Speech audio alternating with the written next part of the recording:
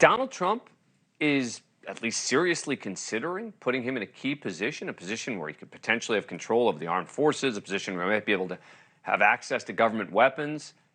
This is the time when prospective voters and party insiders can still have an impact on the candidates. Extremist conspiracy theorists like Michael Flynn shouldn't be part of the conversation.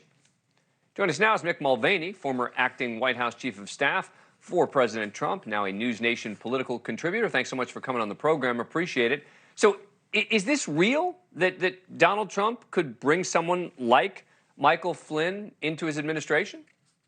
Yeah, there's two ways to look at that, Dan. By the way, thanks for having me as always. Trump would oftentimes make those throwaway remarks at rallies. Oh, this person's going to come work for us, and this person's coming back, or I love that person. So there is a chance that it's just a throwaway line that he would use in order to sort of rile up the crowd. At the same time, he does feel that Michael Flynn was mistreated. By the way, Michael Flynn was mistreated. He was essentially framed by the FBI. They threatened him with violations of the Logan Act, which no one's ever been charged with, et cetera. So the president feels sympathetic to him and might well invite him to come back into the next administration. He fits the mold, which is that he believes the 2020 election was stolen. He believes that Donald Trump should be president. And he's pretty much willing to do and say anything to protect Donald Trump. So I actually do think it's something that we should take seriously, and someone should ask Donald Trump, the candidate, do you really mean that Michael Flynn would be a part of your administration? Right, and I think that that's a fair follow-up, right?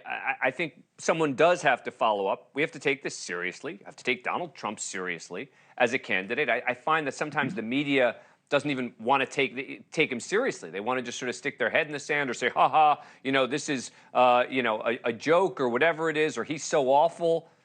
He's a serious candidate here, has to be taken seriously. His policies, his choices, et cetera, which is why something like this, is so potentially significant in my mind. Do you think that there is a chance that Donald Trump, you know him well, would end up appointing sort of cranks like Michael Flynn? Well, certainly, let's take Michael Flynn as a specific example. The answer to your question is yes. Yeah. Keep in mind, there's different classifications of presidential appointments. Yeah. There's ones like the chief of staff, the national security advisor, which Michael Flynn was for a few days in the previous Trump administration, that don't require Senate confirmation. The president can do as he sees fit. Yeah. Okay.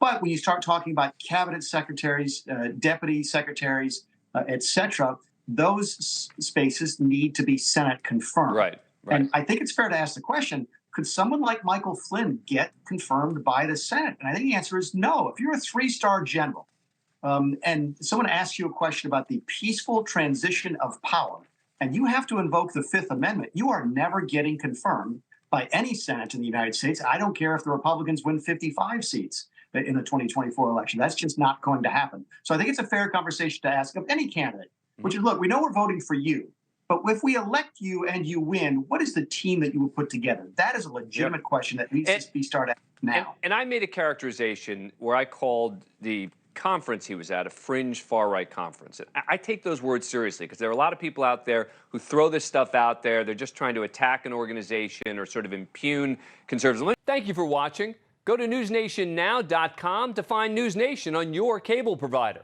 And don't forget to click the red subscribe button below to get more of NewsNation's fact-driven, unbiased coverage.